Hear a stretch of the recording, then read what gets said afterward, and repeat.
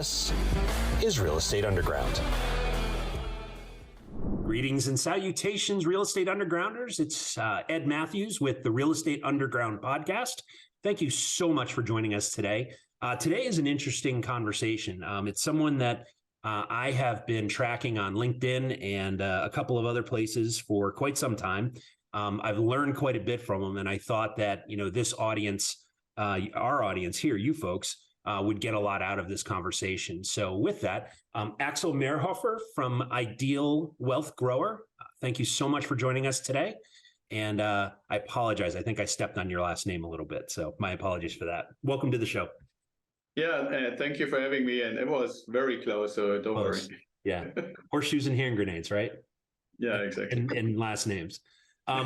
So Axel, thank you so much for joining us. And like I said, I've been, paying attention. I listened to your podcast, as a matter of fact, and which we'll talk about in a little while. But, the thing that I wanted to have a conversation around is, obviously you are a very accomplished in terms of your background and what you've done, and now you're paying it forward with your mentorship and coaching programs. And so, one of the things that I wanted to do was kind of, for those of us out there that don't know who you are, if you could just kind of tell us a little bit about your background and how you serve your community. Yeah, absolutely. Well, not to go too far into the history and stuff like that. I served in the military, then retired here in the US, even though I originally came over with the military from Germany. And I immediately got offered a job in a software company in the Santa Barbara area and started thinking, okay, well, would employment, the traditional way of employment, really the kind of thing that I would want to do? And I kind of tested it, I guess is the best way to point it and put it. And I kind of discovered that I'm, some people call it unemployable. It wasn't for me, let's put it that way. But that also, when I started my own business as a consulting company, it immediately brought up, okay, so how am I actually going to make sure that I don't have to work into my 80s, 90s, or however old I might make it in the end? What ways can I find that would allow me to have some sort of an end date for work? Yep. And that whole episode, that whole kind of situation, thought process happened around 2001, 2002, 2003. Okay. And anybody who can remember, that was basically the time when the so-called dot-com bubble burst and the stock market really, really crashed.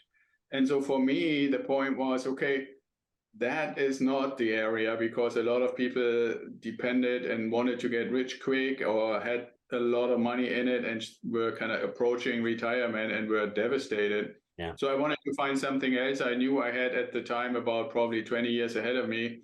What should it be? And I started searching around, and I tell the story quite a bit that when I was looking around, I tried to find what do people who make a lot of money at that time do with it.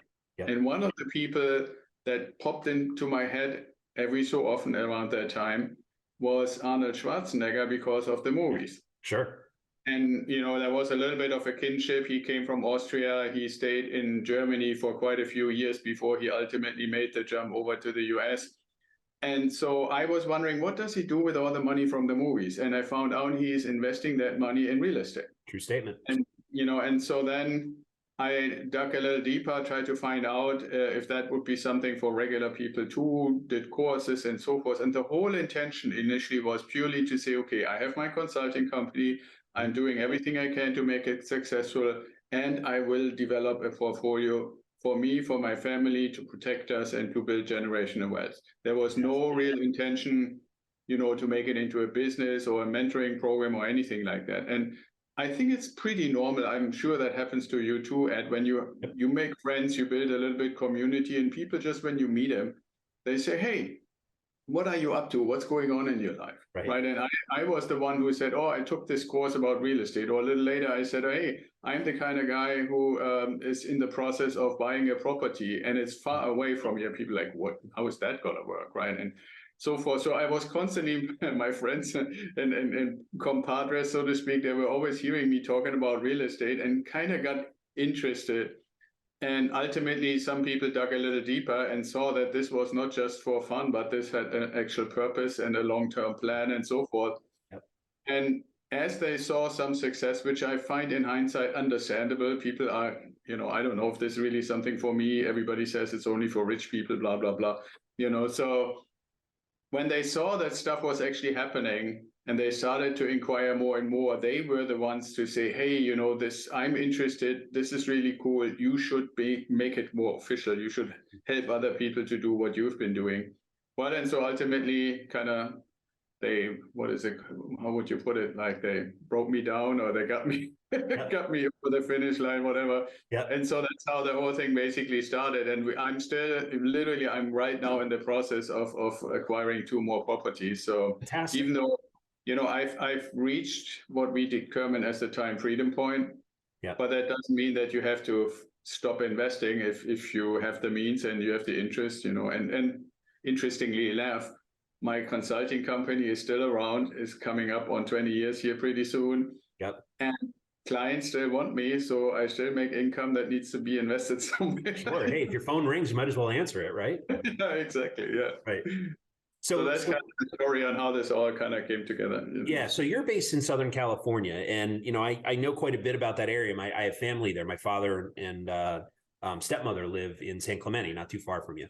And one of the things that we've always talked about is, me and my dad is, the how expensive real estate is. And I've got a friend out in the LA area, Andy Choi, who talks about really high end flips. Like when we get on like a Zoom call like this, we're talking about the flips he's doing. And when I was flipping, I no longer flip. I'm focused on multifamily, but he always remarks about, well, I've got I bought it for 1.4 million and we're going to put 500,000 into it and sell it for 2.8. And I said, well, that's fantastic. That is 4 houses for me, maybe 5. Right. Yeah. And or more. Right. Yeah. It depends on the city, right. Or the town. So in terms of your focus, right, I'm pretty sure I heard you say that you invest outside of your geographic area. Right. I assume it's because of property value and returns, right? But I'd love to hear more about that. You're thinking in terms of, not only how you do it, but where you focus. Like, what are you looking for in a potential market so that that it's a good fit for your investment strategy? Okay, yeah, so that's a little bit of a list of questions. The first thing about expensive areas, like up and down the coast in California, or if you go like New York or any kind of big metropolitan area or stuff like that, I would say if you are in the situation that you mentioned when we prepared for the show that your audience is kind of like between like mid-30s to like mid-50s. Yep. So if you find yourself like early to mid-30s and you are still by yourself, or at least not married with kids, and you have a good job, there is a way to make it work locally, because you could either have had military service, so you're eligible for a VA loan, which is 0 down payment, or you could go with some of the incentives that exist for first-time home buyers. Mm-hmm. So just to put this aside real quick, and then I'm going to explain why I couldn't do it and most people can't do it. But if you had that, either one of the two, and like if you go in the San Diego area and you say, okay, I'm looking for a triplex or a fourplex that I'm going to buy, and like your friend says, 1.5 million. But if you say I can get that for 3% down, right, because you get first-time home buyer support and stuff like that, that's basically like 30 and 15, so $45,000. There are probably people, especially when they have a good job and they've been somewhat frugal, that they could do $45,000 and get that property. And then you would basically move into one of the units and renovate the other ones, rent them out when they all renovated, which typically probably takes you about 1.5 years or 2. You got to the 2-year point when you can actually get out of it, finally renovate the one that you're living in and get that rented out. So now you own a fourplex with probably each unit making $2,500+ a month rent. So that is a good deal. But for most people, and this is what I mentioned when I said, to answer the question, why am I and how are we away from where we live is in my military career, have moved around and bought a couple of houses in certain locations. So I had no eligibility for VA because I served officially in the German military, even though I was stationed in the US. And I couldn't get the first-time home buyer thing anymore because I had already bought and sold a couple of homes. So now the situation then is, okay, I still want to take advantage of real estate, but I can't do it because these things don't work. And I want to give one quick caveat. Even in a high expensive area, what I'm always pushing on is you first want to evaluate the performance criteria of the property, regardless where it is. Right. And so for us, for renovated properties, we still to this day try to get close to the 1% rule, meaning like the property costs like $150,000. We want to be able to get up to $1,500 in rent. Right. And any other kind of equivalent to that. Now we're also investing into build to rent, basically brand new build properties. And we're willing to go to about 0.8 on that because you can do this due to the fact that you don't need the typical 15% reserves. Just for your audience, if they're not familiar, normally we say, or I say, and I do this also for myself, from the rent, put 5% away for maintenance, put 5% away for vacancy, and put 5% away for capital expenditure, any kind of big things like new air conditioning, new roof, that kind of stuff. Yep. So that's 15%. But if you buy a brand new property, literally like I'm buying one right now in Memphis, that's going to finish in May, there's no expectation that the roof is going to go away anytime soon, that any major system is going to fail, that I'm going to have any significant maintenance because I have a builder's warranty and then I add another warranty insurance policy on top of it. So probably for the first 5 or 6 years, there isn't really anything major should happen. So I can save myself that and only do the 5% for vacancy. So I'm literally saving 10% or have 10% more cash flow if you want to. So theoretically, if I had that same house, 150,000, and I'm only getting like 1350 rent, that would still be okay. Gotcha. Because ultimately the cash flow would be the same. So build to rent, brand new house, 0.8 ideally, and renovated house, 1%. If you can better, even better. Now, if you look at that in any kind of high price area, you will find out even if you get your first time home buyer and all that good stuff, it might still not perform to those criteria. But so that's the one thing. And then obviously the next thing, and you ask me, how do you do it? How do you find the areas? The first thing that we're looking at is which fundamental metropolitan areas or communities have a good reputation as a rental community. Because as investors, we are obviously looking to rent our properties to tenants. So like one of the probably most famous ones in the country is Memphis. Right, where you oftentimes have to ask yourself, okay, like they have great rent, had it for decades. A company that was, you probably know, used to be called Memphis Invest. Now they call themselves REI Nation. I know Chris Closure. He wrote, by the way, a really good book for your audience if they ever want to get into turnkey investing. It's called Turnkey Revolution. So that's, for example, a market, and similar markets like that. So you want to look first which markets are known for good, solid rent performance. Then what's the economic environment of that particular area? Is there a lot of outflow because business is leaving? Is there kind of a certain level of stability, or is there inflow, which is nice? Like Alabama, for example, right now is one of those areas. They have attracted a lot of car manufacturers, military stuff, space command, all that stuff. And the ratio is still reasonable. So that's kind of like how you fundamentally say, okay, where in the country can I actually find these locations? And then for us, and this is maybe one of the little bit of the kind of special secret sauce, is that we are saying, okay, we want to be passive investors. We want to reach a time freedom point, and I can explain a little bit how that works. But that also means we probably have some other occupation, whether it's me with my consulting company, other people that have a job, far away from these investment properties. So how do we handle that? And the thing that I have basically developed, and it's not that I invented it, it became obvious to me. What we want to do is we want to work, especially for renovated properties, with turnkey providers. For a lot of people, some of your listeners too, there might be a red flag. Nobody ever should buy from them. So here's how I look at it. a turnkey provider that we would be willing to work with, and anybody who becomes a client in our organization gets basically access to my whole network of all the relationships I've built in the last 15 years. The turnkey providers that we are selecting are the ones who find what I call the ugly duckling in a good neighborhood in one of those general areas. They buy it, let's say they buy it for $80,000, and they say this thing needs $50,000 to renovate it. They renovate it with the intention to sell it to me or you or anybody who is listening, but also knowing, and this is super, super important, that they will be the ones who manage it for you and me and whoever the buyer is. Right. That has a psychologically important impact on how do you do the renovation if you know in 2 months or 3 months from now, I'm going to be the part of the team that's going to maintain this thing and manage it, right? Yep. So with that in mind, we only buy from turnkey providers who find it, renovate it, sell it to us, and then manage it. And oh yeah, God forbid they are allowed to make a profit, so they sell it to me for $150 instead of the $130 they put into it. It's still America. Right? Well, but it's also, I think it's fair that when somebody puts out an effort that they get paid for that. Absolutely. The more important thing for anybody who is considering this type of investing is that the same people who renovated it, who now know the ins and outs of their property, are also the ones who are managing it. That makes a lot of sense.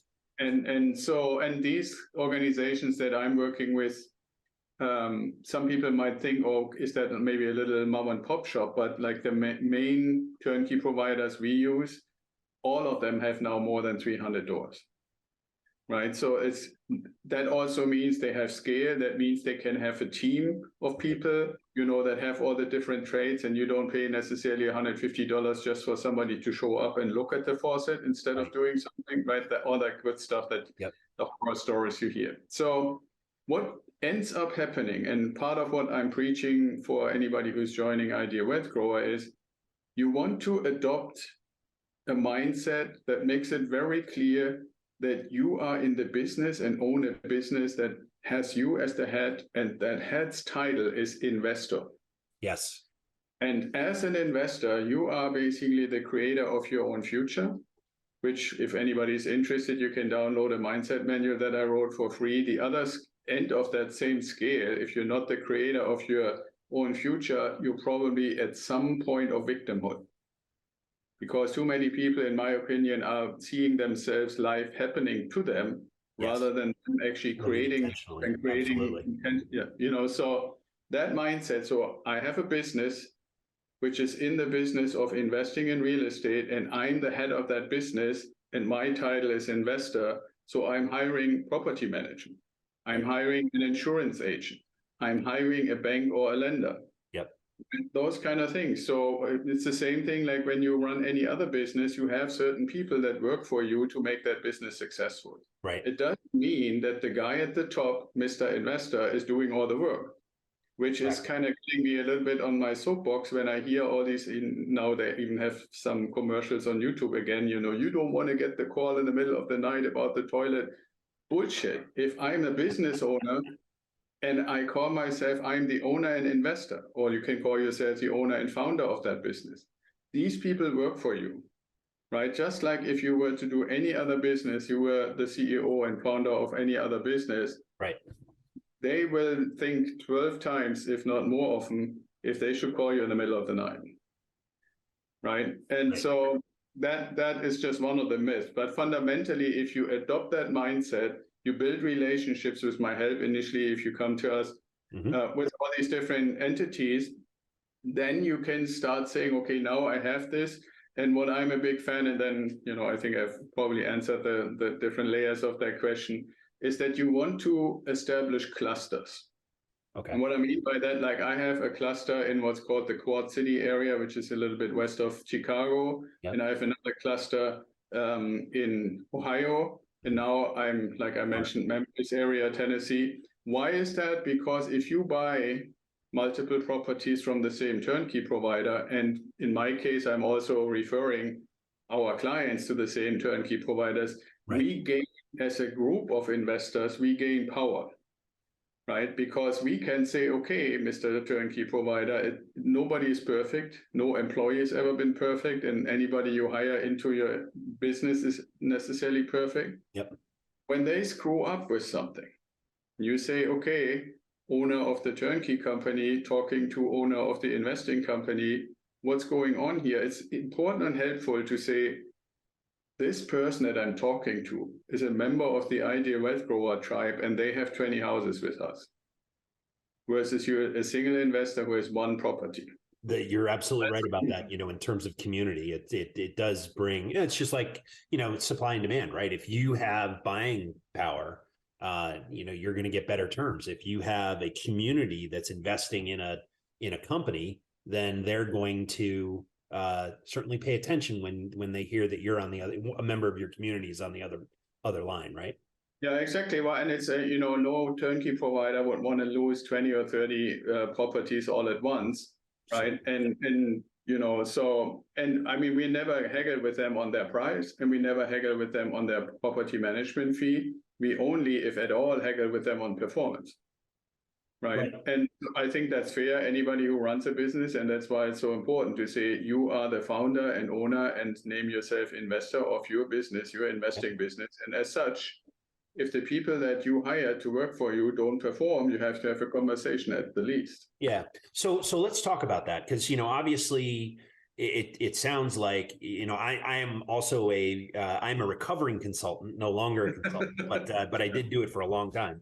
And one of the things that we were always focused on was the things that get measured improve, right? And so in terms of your systems and how you measure the performance of a property manager, for instance, what is your process in terms of that? Because obviously you're not the one knocking on doors and fixing, the 2 a.m. toilet and, painting and making ready a property before someone else moves in. So how do you do it?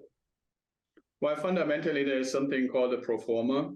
So when you basically go and say, okay, what are properties that the provider is offering? Provider could be a turnkey provider, could also be a flipper, or could be other people who have worked on properties, because some turnkey providers are willing to accept a property that you bought just off the market from wherever and include it into their portfolio. It's just with a little caveat that if they didn't renovate it, they will always have an excuse when something breaks. Right. So it's not when something breaks directly from the turnkey provider, they say, oh yeah, that wasn't our fault. I said, well, who fixed it? Right. Who put it in there? You put it in. If it breaks after a year or two, I mean, there's a reasonable period, right? Like if they put in a faucet and after 12 years, you can't bring that same argument anymore. But 6 months down the road, you certainly can. Yeah, exactly. So that's the thing. But back to the pro forma. So what typically happens is that anybody who wants to sell something, and the same is true for turnkey providers, they create a pro forma and they say, okay, we expect that you can get this rent. Mm-hmm. We are confident in the quality of our renovation. So even though you put your 5% maintenance fee in there, we believe in the pro forma that 2% is enough.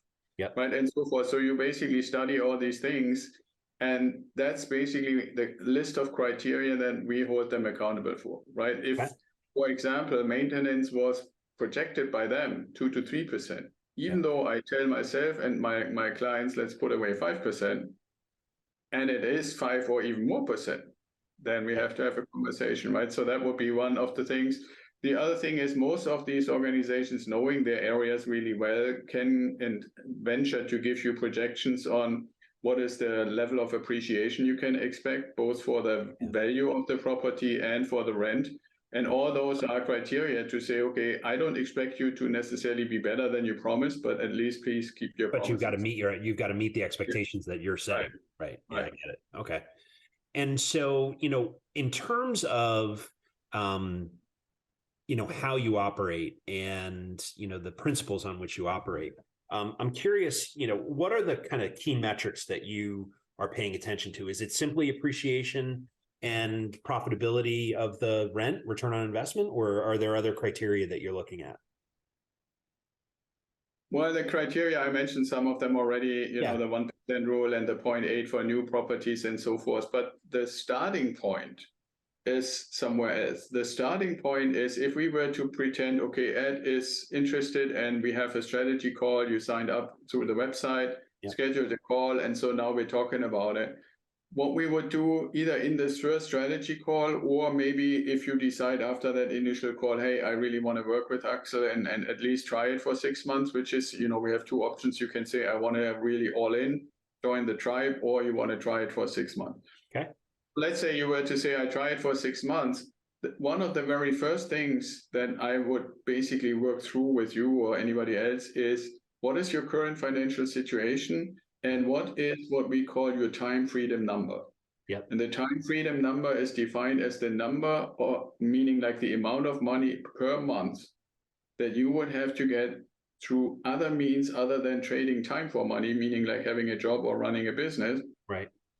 To cover all your life expenses, like your car, your food, your vacation, your house, whatever it might be. Right. What is that number per month? So I'm just making an example. Let's say you would have said 4,200. Sure. Per month.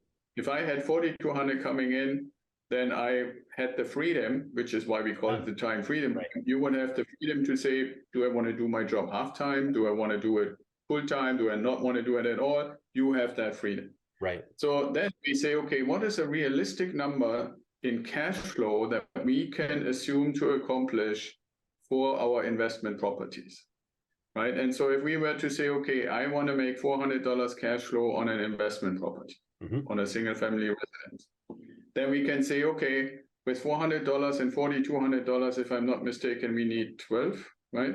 Yep. That's about right. That's right. So now we know from where we are today, you and I, Ed and Axel, would start working on how do we acquire 12 properties. Now, the one thing I would tell you at the end of that first conversation, just a little secret, Ed, it's really not going to be 12. Right. And you would probably say, why is it not 12? And I would say, I know, Ed, you are a really, really nice guy, but even you would not let the rent be the same for the first 8 to 10 years. Right. So if you can make $400, and this is just a mathematical example right now, on the investment properties across the board, and that's obviously an average, that's okay. You have your first property, year one, $400. If you're generous, you say year two, also $400. Then at the latest, you would say, okay, I increase the rent by $50. Right. So out of that, the vast majority, since your mortgage and most of that other stuff doesn't really increase, give a little bit more to property management, but let's say 40 of those $50 come in your pocket. So now at 440. Yep. Then 2 years later, if you do it every 2 years, you're at 490 and so forth, right? So as you accumulate properties, it's not just straight out 400 on each one. It will overall be more, so that in the end, at 4,200, you probably need, just from today's money and today's purchasing power, probably about 10. Right, instead of the 12 that math would say, just because you're increasing the rent and then the number would be higher. Now, in reality, inflation also dictates that even if 4,200 is good enough today, by the time you reach there, you probably need 6,000. Right, so that's understood too. But as far as having a plan, it's not so much exclusively what is the criteria on the individual property level, but what kind of a plan are we pursuing? Which is also when we go a little bit into where are we right now in this particular economy in 2023. Yep. Why I said at the very beginning that we're trending a little more towards build to rent or brand newly built properties. Yep. Because if you get, to keep 10% more of the rent income, then that is much easier to get to your $400 a month or $350 or whatever your number is. Right. Then if you basically have to put that aside, and yes, the money is in your account, but you're keeping it for a reason, right? And one of the things, and I finished that point since you asked about criteria, there is, in this whole journey to your time freedom point, there is a pivot point. And I have found for myself and for most clients, that pivot point is around 4 or 5 properties. It has a little bit to do how quickly you can actually acquire them. But if you think about, I buy a house every year, just for the sake of argument, if you get to the 5th house and for 5 years, if you bought good houses with good criteria and good turnkey providers, the vast majority of these reserves have probably accumulated across these houses. So now you're probably sitting somewhere on $18,000, $20,000, $25,000. Right. And the pivot point means when you have that kind of money sitting there for your 5 properties, it makes no sense to increase that number anymore. Because not all 5 roofs will fly away and 5 air conditioning systems will need to be replaced and stuff. Yes, they might have a little stuff here and there, but especially with new build properties, it's not very likely that they have massive stuff happening. So when you reach a certain number, and I always teach and mentor our clients to say, you have to find a number that you're comfortable with. For most people, myself included, somewhere between 20 and 25,000. If you know that's sitting somewhere, nowadays you can even put it in a high yield savings account and make 5% interest, or buy a T-bill or something like that and make even more interest, right? So it's sitting there, even if there's something really major happens, I can just go to the bank or go to the thing and pay for it, no problem. So then you don't have to keep those 15% aside anymore. Right. So those are all a few criteria. So the pivot point is what people sometimes forget, but that's the journey, right? I try to mentor and help people to realize this journey is available to them, number one. Number two, identify and work through what is your time freedom number.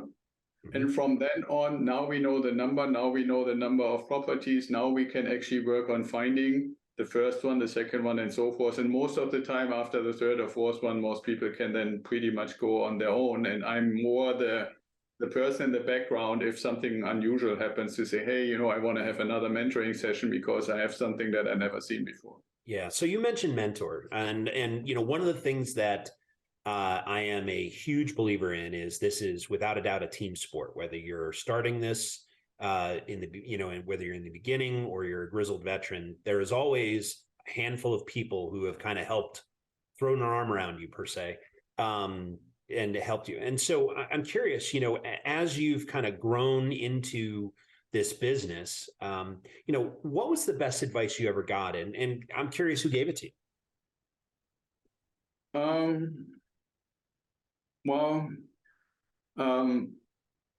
There are a couple of things. It's not just one single thing, but I can point to a few things, like the quadrant theory from Kiyosaki. He never spoke to me directly, but this whole realization, that whole realization to say, are you on the left side, or are you on the right side? Are you a business owner? That whole concept. And I would combine it. There's a really nice book that I like to recommend to people. It's called The Wealthy Gardener by John Soforic. I've heard and he wrote that for his son. But it has a lot of principles in it that basically describe how do I go from somebody who feels probably a little bit like the rabbit in front of the cobra or the snake, somebody with confidence, with a certain level of experience. And I would say, if people ask me, what is the majority of the stuff that you do in your mentoring? It's not so much this mechanical thing and the calculations. Yes, we do that too. Sure. And we initially, especially, we go through evaluating properties and all that stuff. But what my majority of my work is, I want to help people to adopt the self-confident mindset of a successful business owner. And that is not just, I believe it, but I can also communicate it. When I'm in front or on a Zoom call or whatever it might be, on a phone call with property management, they recognize me as an experienced person who knows what he or she wants, who can articulate what their rules are, what they are standing for, what their principles are. And they are high level. And that's one of the things that I always use as a kind of metaphor. You want to be on eye level with these people. And as soon as that's established, you get treated totally different. So true. Yeah. And not being run over by a bus in a sense, because everybody thinks you're kind of like newbie and you have no idea and stuff. Changing that attitude, that mindset, that approach, that communication, I would say that's probably 70-75% of the mentoring. The other part is then, okay, here we have a property, here are the things, let's review it, let's learn how to do that. And that's why I'm saying, after the third or latest, the fourth property, people have the mechanics, as I call that, down, but they're oftentimes still working, depending on personality and heritage and stuff like that, on really fully living into, I'm a business owner, and I have every right as the person who runs this business to be treated accordingly. Yeah. And, the fact is that when you are, as a real estate investor, I agree that status and, where you are level with the folks that are working for you or even your partners is very important, right? And, the thing that I think the gap that I think you and your program fill, your mentoring program fill is, it's the, I'm trying to remember, it was Louis Pasteur who said, fortune favors the prepared mind, right? And, Yeah, absolutely. Yeah. right. And so, the fact is that as you learn, as you become proficient, you go from unconscious incompetence to unconscious competence, and the 3 levels between it, right? Your stature changes, your confidence level changes, and frankly, your language changes, right? You can speak absolutely. that a broker or a banker or, someone else in the industry is talking, and you understand at that level, right? Yeah, exactly. Well, and one of the things you touched on mentoring, for me, from a definition perspective, mentoring is basically helping somebody to accomplish their goals by providing the experience of those things that work, as well as avoiding those things that don't work. Yep. And update it to the current time. Right. So when somebody joins us, if we're going back to this thing and we had our call and you decided I try for 6 months, then instantaneously you have access to every relationship that I have built. And that is a huge acceleration. Then saying, okay, go on Google and find out which turnkey providers exist, and find some lenders and find some property managers and find some insurance companies and stuff. So that's one of the things I always say, coming to that commercial from MasterCard, that's the priceless part. Right. In the relationship. I mean, the evolution as a person, that's for me the fun part. But the access to all these existing relationships and having a totally different standing day one when you say, I'm interested in this property from this provider, knowing that there are 20 or 30 or 40 other properties that the tribe already bought. Yeah, so that part is that's very important to consider. Absolutely, yeah. It's I tell people I'm a cheap date. I'll if we meet for coffee, I'll tell you everything I know in the time that we're sharing that coffee, and in most cases, I'll buy the coffee, right? And but the thing is that the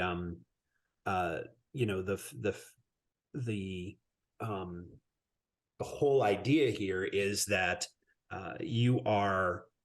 Not only are you teaching them the language so they can speak it, how to execute, but like me with my coffee dates and you with your mentoring program, our network is it becomes their network as they join the community, whatever level that is, right? Whether it's absolutely or formal in yours. Yeah, and I like the analogy, right? Like if we look at, like I'm, for example, ever since I have a mobile phone, and it's always been an iPhone. And I'm thinking, if Apple can have pretty much all of their equipment made 6,000 or 7,000 miles away, then we can for sure run a business where the providers for our business are still in the same country. Without a doubt. So that's just something to realize when people say, well, when I'm that far away, how is that ever going to work? Yep. It works better than Apple getting their iPhones made in China. Well, it's, again, going back to my history, Marshall McLuhan, right, in the Global Village. It's a lot smaller today than it was in 2007 before Steve Jobs got on that stage and introduced the iPhone in 2008, right? Yeah, absolutely. I'm just using that a little bit as a metaphor, right? Sure. Yeah, we can theoretically say, okay, it's too far to drive, or sometimes even too uncomfortable to fly. But as long as it's still within the same boundaries and it's still the same laws and the same rules and stuff like that, that's why it works if you learn how to run it as a business and not run it as somebody who is somehow graciously allowed to buy something. Yeah, or you're winging it, right? And that's where business systems and, the curriculum that you provide is so important. So, Axel, I'm grateful for all the wisdom and experience you've provided today. I am curious, though, in terms of how you spend your non-real estate and non-consulting time. What do you like to do for fun? Yeah, you could have actually maybe caught on when I mentioned John Forex's book. I really love gardening. Yeah. I'm going to do something that I normally never do, but I put this up here in the camp, A fledgling. you know. Yeah. So my wife and I bought a few litchis, Yeah. and I just couldn't throw the seeds away. So I have the upcoming little lychee tree. It's only like 6 inches tall right now, you know, but then, and things like that. I mean, that bring me a lot of joy, but it's also, my wife always says, what actually are you doing other than the gardening itself? And I always have an audiobook on, you know, almost always. And education and learning never ends. I think that is nowadays absolutely necessary. And, you know, I love to see how nature makes something grow and have fruit, and I can go out in the garden and enjoy it and kind of at the same time learn. Yeah, absolutely. So Axel, if someone wants to get a hold of you or learn more about your mentoring program or your podcast or anything else, what's the best way to get a hold of you? Well, as we see here in the background, idealwealthgrower.com is basically the easiest way. Our IT guys made it. So if you just hang for like 20 seconds, it pops up and says, do you want to talk to us? And a little longer, and you get an invite to the newsletter, and another 10 seconds or so. And you can get the free mindset manual and so forth. So yeah, that's the best way, idealwealthgrower.com, and go there. And ultimately, if somebody says, I really want to kind of check something out or so, just do axel@idealwealthgrower.com and you have my email. Okay, fantastic. Well, Axel Meierhoefer, thank you so much for your time today. It's great to finally meet you, I guess, in virtual person. And thank you for all that you do for the communities that you serve. So thank you. Yeah, absolutely. It was a great pleasure. Yeah, mine too.